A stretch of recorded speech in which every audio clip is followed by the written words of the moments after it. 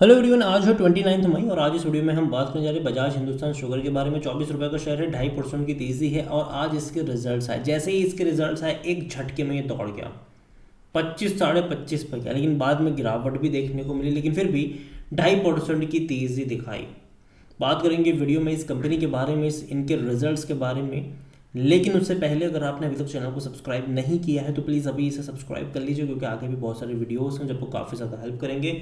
तो 24 रुपये का शेयर है, 2.5% की तेज़ी है, छोटी सी कंपनी है। एक महीने में देखोगे तो 25% की दमदार तेज़ी है, शानदार रफ्तार आई है पिछले एक महीने में। और ऐसे ग्राफ कई सारी कंपनियों के हैं, क्योंकि बाजार ने ही एक अच्छा टर्न अराउंड अगर आप देखोगे तो पिछले 20-22 दिनों में दिखाया है। एक शानदार तेज़ी मई महीने में देखी गई है बाजारों में, और ये भी उसमें दौड़ गया है। जहाँ तक एक साल की अगर हम बात करें तब गिरावट है, कुछ ज़्यादा ही है।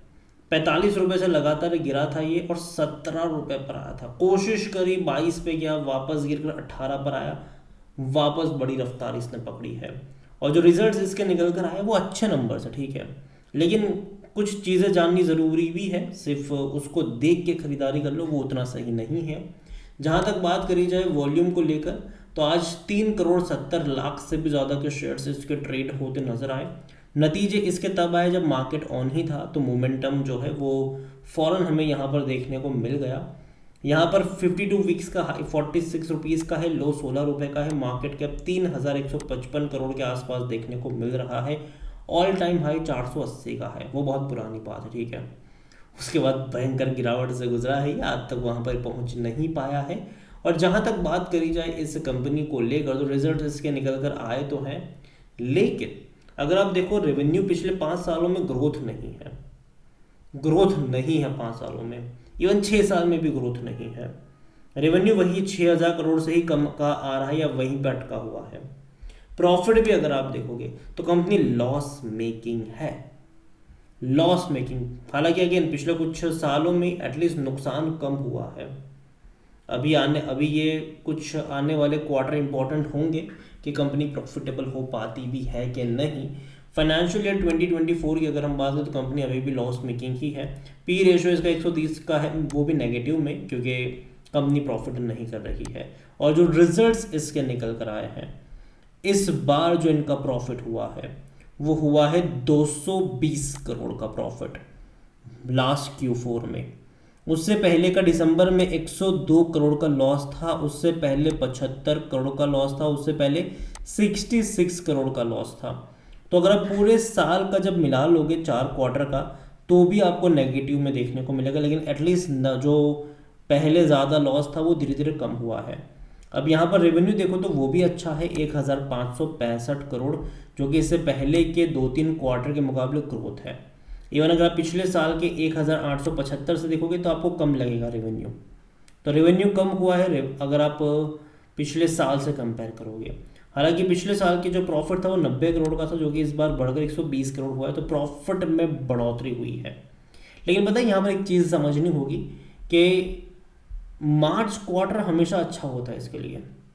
अगर आप मार्च 2025 का प्रॉफिट देखे खुश हो जा रहे हो, तो पता चले कि 24 में भी प्रॉफिट ही था, 23 में तो और बड़ा प्रॉफिट था, मतलब 130 करोड़ का प्रॉफिट था। रेवेन्यू 2,000 करोड़ से भी ज़्यादा का था। दिक्कत आती है उसके बाद के क्वार्टर्स में, जून और सितंबर। यहाँ पर इनका प्रॉफिट कम होता ही नहीं, नेगेटिव में चला जाता है, लॉस कर लेते हैं ये।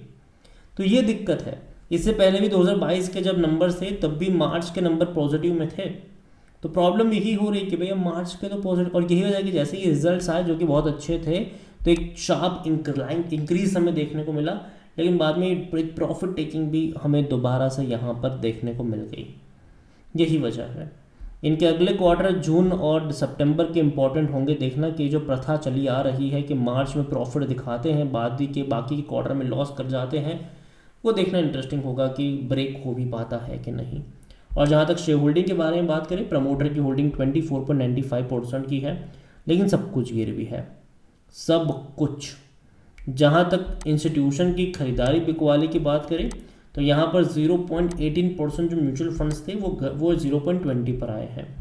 डोमेस्टिक 7.90 पे थे, वहीं पर है।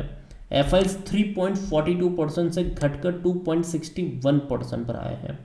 बिकवाली करी है उन्होंने। रिटेल भाई साहब 46.82% पर है। और देखो रिटेल खरीदारी करता है, ठीक है, हर बार यहाँ पर भी करी हुई है खरीदारी ही उसने करी है। अदर पार्टी 17.52% की होल्डिंग लेकर बैठे हैं। देखिए छोटी सी कंपनी है, और एक टाइम ऐसा आया था बीच में, अभी पिछले साल या उसके कुछ टाइम पहले की ही बात है, ये दिवालिया होने वाली थी।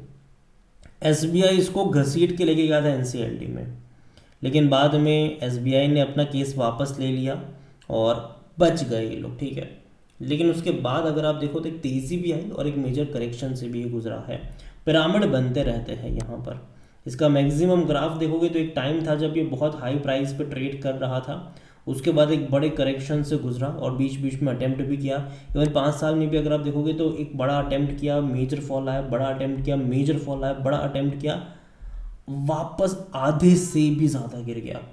अब फिर से कोशिश कर रहा है ये। तो अप्स एंड डाउन्स आपको यहाँ पर देखने को मिलने वाले हैं। नतीजे जो आए हैं वो अच्छे आए हैं, शानदार आए हैं। शॉर्ट टर्म का अपसाइड मैं देख रहा हूँ, लेकिन अगेन मैं कहूँगा कि वापस एक प्रॉफिट टेकिंग भी आपको दोबारा देखने को मिलेगी, क्योंकि देखिए मार्च के क्वार्टर अच्छे आ गए, वो हर कोई जानता है। बाकी के क्वार्टर इंपॉर्टेंट होंगे यहाँ पर।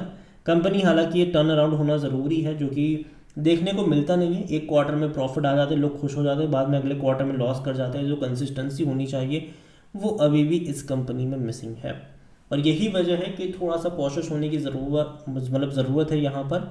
और तब खरीदारी करनी चाहिए जब ये सस्ता मिल रहा हो। मुझे लगता है कि ऑलरेडी बहुत बड़ी तेज़ी यहाँ पर आ चुकी है।